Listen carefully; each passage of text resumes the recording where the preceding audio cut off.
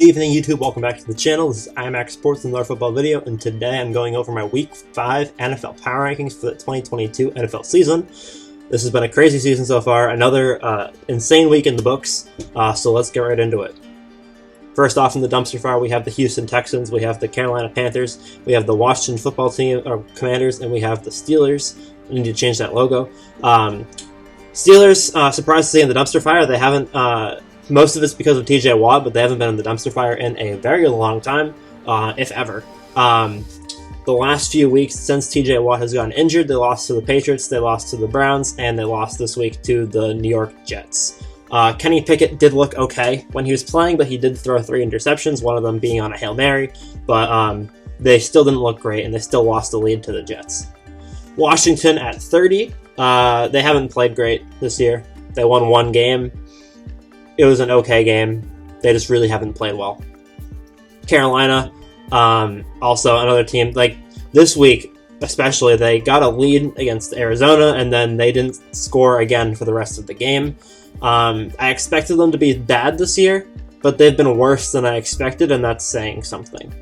And then at 32, we have Houston. They have 1 tie. They are officially now the Raiders won, the only team in the league without a win, so they are 0-3-1. That tie being against the Colts, and this week they gave the Chargers a week to get back into things after their horrible loss to the Jaguars. Moving on, we have the Bears, the Jets, the Colts, and the Raiders in the bad category. The Bears are the lowest they've been this season because they finally lost a game against a team that isn't the Packers. They really didn't have a great start to the season. They had 2 wins against mediocre teams. But, and then they got blown out by the Packers, and then this week they lost to the Giants, another mediocre team that has a good record, to be fair. The Bears offense really just hasn't been, it's been the normal Bears offense, and I just don't see them doing a whole lot this year. The Jets are also 2-2, which is a surprise. They did beat the Steelers this week, but beating the Steelers has just become a thing now that everyone does. So I think that the Jets, they have had some surprising wins. They had that comeback win a couple weeks ago, and they had another comeback win now against the Browns and against the Steelers. So they're just beating the AFC North. They're going to beat the Ravens and the Bengals next. So once they do that, they'll be a little higher than 27. But I need to see a little bit more from them than beating the beat-up Steelers. 26, we have the Colts. The Colts had a comeback win last week against the Chiefs. They were able to get back into it a little bit, and then this week all their momentum was killed with the loss to the Titans and the injury to Jonathan Taylor. Colts would be higher if Jonathan Taylor was not injured. I almost put the Colts below the Jets and the Bears because of Jonathan Taylor's injury, but I think that with Jonathan Taylor's injury, that's going to really set them back a lot from where they already are, and they could be the worst team in the league right now. As for the Raiders, I had them at 30 last week, which was a little bit of an overreaction. They're up to 25 now that they've gotten their first win of the season. They got that win this week, and it was a decent game. They're off. I need to see more from Derek Carr. Derek Carr is the reason why they're as low as they are. And although they did win a strong game against a good team, they just, I can't really give them a whole lot. They beat the Broncos in a divisional game. It was a hard fight, and they won by 2 scores, but I need to see more from Derek Carr before I can put the Raiders any higher. He had less than 200 yards. He just does not impress me in any way, and I don't see them feasibly making the playoffs or winning any significant number of games the way that he's playing, even with Devontae Adams and the offense they have. But Josh Jacobs had a fantastic game. Next category is whatever this is. This category basically is a bunch of teams that keep going in and out of it. I think all these teams have been in here multiple times at this point. We have the Lions, we have the Browns, we have the Seahawks, we have the 49ers, and we have the Falcons. Finally able to give some Falcons their due.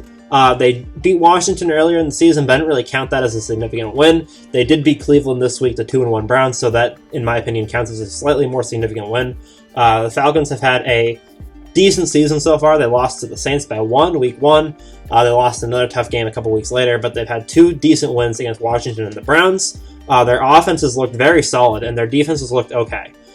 I think Cordell Patterson has some injury going on, because I think he went out during the game. I'm not sure how serious it is, if he's going to miss any time. But Atlanta's looking decent, which is not something I was expecting to say going into the season. 21, we have the 49ers. They haven't played yet this week. They're probably going to stay where they are. If they win next week, then if they win on Monday, then they'll go up significantly. But currently they're at 21, and I think that that's a pretty solid spot for them. 22, we have Seattle. 23, we have the Browns. And 24, we have the Lions. I really want to put the Lions higher, but they're just so injured. And their offense is phenomenal, even with the injuries, but their defense just has been horrendously bad. They've let up 40 points in 2 games, almost 50 this last week. Their defense just is horrendously bad. And although their offense is working wonders, they can't win games because they're letting up 40 points a game. Seattle, they won week 1 against the Broncos. They won again this week. They've been up and down. They lost to San Francisco, so that kind of decides where they are. San Francisco lost to both the 49ers and the Falcons. The Eagles lost to both the 49ers and the Falcons, so that's why they're at 22. And the Browns lost to the Falcons as well. No, Seahawks didn't lose to the Falcons. Sorry. The Browns lost to the Falcons. Seahawks lost to the 49ers, so that's kind of how those two ended up where they are. And the Browns also lost this week in a surprising loss. Disappointing? Question mark? Oh, I meant to change this to disappointing question mark. This was the category last week for the Patriots and the Saints at 22 and 23. Now they're 18 and 19. They both went up 4 points in losses to the Vikings and the Packers. I almost put the Saints above the Patriots because I think the Vikings are a slightly stronger team, but both of these teams gave solid teams a run for their money. The Patriots' 3 losses this season have been to the Packers, it's my own team, the Dolphins, and the Ravens, 3 of the strongest teams in the league. The Saints have had losses to the Vikings, the Packers, and it was another very solid team. Can't remember exactly who it was. And they have a 1-point win over Atlanta. So I kept them above Atlanta because they did beat them, but both of these teams I thought were going to be a lot better this year, and they've been a little disappointing so far. So 18 and 19 is where they're at. I would have put them lower, but they played really solid. Bailey Zappi almost beat Aaron Rodgers. And both of them had their starting quarterback go out in the game, and then when their backup came in, they did decent. So, solid weeks, because everyone else above them went down and lost in pretty bad fashion. So, next category is, we got the Giants, we got the Jaguars, and we got the Broncos. 15, 16, and 17. I think that the Broncos I'm not sure what they are right now. They've lost to the Seahawks and they've lost to the Raiders. 2 teams I wouldn't have expected them to lose to, and then they've won 2 mid games. I really wanted to put them lower, but Russell Wilson really started to put it together this week. I know that they lost Javonte Williams. That hurt them a lot, but I really don't know what to do with the Broncos right now. I think that they're better than 17, but I also can't put them any higher than that because of how they've played, and I could put them lower than that because of how they've played, but I really don't know. Jacksonville I had at 10 last week, and then they put up a stinker of a game this week. And then the Giants are 3-1. Words I've never thought I'd say out loud. They beat the Bears this week, which was expected. So they did move up a couple of spots for that win, but I really can't put them a lot higher than that until they beat a better team. They did beat the Titans week 1 by 1 point, but the Titans really weren't together for the first couple weeks of the season, and now that Derrick Henry is back on track, they're playing a lot better. Speaking of Derrick Henry, with the Titans at 14. I could have put the Titans below the Giants, but I really the Titans are already a proven team from last year, and they're coming back strong, almost as strong this year. The Giants I really need to see more from. They really haven't won an impressive game other than that week 1 game against Tennessee. 13, we have the Chargers. 12, we have the Cardinals. 11, we have the Bengals, and 10, we have the Cowboys, led by Cooper Rush, the 4-0 undefeated quarterback. I think Cooper Rush is going to win NFL MVP this season. I think that he's going to win every single game until Dak Prescott comes back from injury, and they're going to keep him as the starter, and he's going to win MVP in the Super Bowl for the first time since Kurt Warner did it. That being said, Dallas has unironically played pretty well with Cooper Rush. They played decent. Their offense was not great in the Tampa Bay game. Not saying that's because Cooper Rush is better than Dak Prescott. I'm just making an observation. And their offenses look pretty... They haven't played the best teams in the world, but their offenses look pretty consistent. The Bengals this week had a get-right game against Miami. Tua did go out during the game because the coaching staff shouldn't have played him in the first place. The Bengals really weren't playing Miami at their full strength because Tua wasn't playing for most of the game. I couldn't really put them in the top 10 yet because they've still only beaten the Jets and a Miami team without a quarterback. I didn't need to see a little more from them, but Joe Burrow's looking a lot better than he did week 1. Arizona's at 12. They've played a solid season so far. They have 1 loss, and they're just getting better.